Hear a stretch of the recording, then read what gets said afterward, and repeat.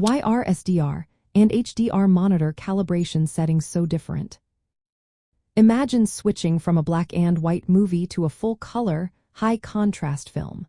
That's similar to what happens when you move between standard dynamic range and high dynamic range on your monitor.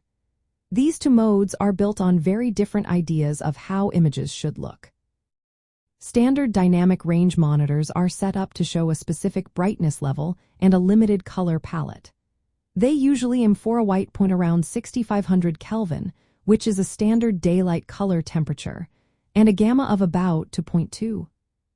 Gamma controls how dark or bright midtones appear, and with SDR, it's pretty straightforward. The calibration focuses on making sure colors look accurate within a narrow range because SDR content was designed with these limits in mind. It's like tuning a radio to a specific station. Everything is predictable and consistent. Now, high dynamic range monitors are a different story. They support a much wider brightness range, sometimes going up to 10,000 nits of peak brightness. They also cover broader color gamuts like DCI-P3 or BT2020, which means they can display more vivid colors. To do this, HDR uses different transfer functions, often called PQ or hybrid log gamma. These functions allow for a much larger contrast between the darkest and brightest parts of the image.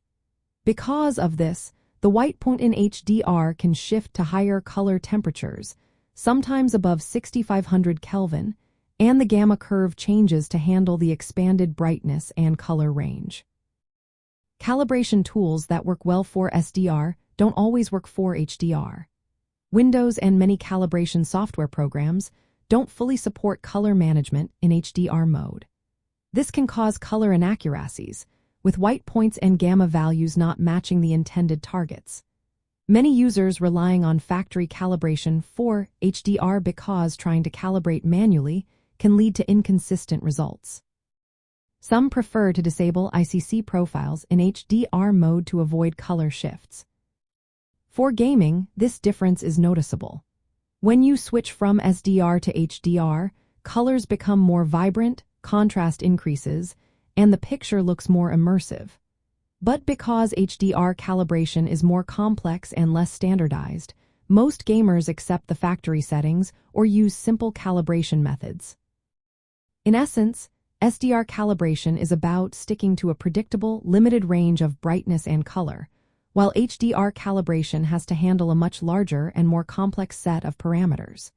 This is why the settings are so different and why each mode needs its own calibration approach. It's all about making the most of what each technology can do, especially when it comes to making your gaming experience look as good as possible.